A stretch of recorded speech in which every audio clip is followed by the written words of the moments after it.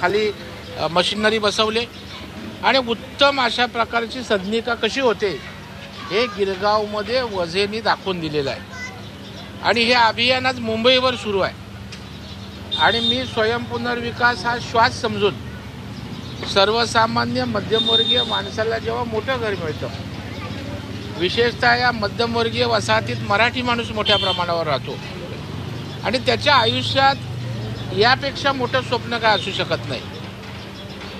आणि आज मुंबईत स्वयंपुनर्विकास अभियान प्रचंड गती घेत आहे, कारण राज्याचे मुख्यमंत्री आदरणीय देवेंद्र फडणवीस साहेबांनी यांना राजाश्रय दिला आहे, अनेक सवलती अनेक इन्सेंटिव्स दिलेत आणि म्हणून आज मुंबई जिल्हा बँकेकडे जवळपास 1600 हाऊसिंगचे प्रस्ताव स्वयंपुनर्विकासासाठी आले। त्यातल्या 36 जणांना आम्ही कर्ज दिलेत आणि 12 इमारती उभ्या राहिल्यात।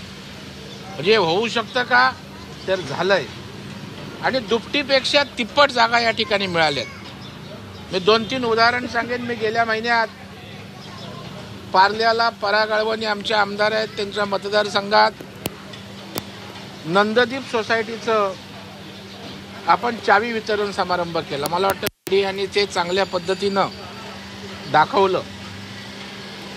360 स्क्वेअर फीटात त्या ठिकाणी लोक राहत होती, आज 1400 स्क्वेअर फीटामध्ये जात आहेत। म्हणजे हा मिरॅकल आहे आणि मला वाटतं ते सोसायटीचे अध्यक्ष आज इथे मार्गदर्शन करायला आलेत, कारण आधी केले मग सांगितले।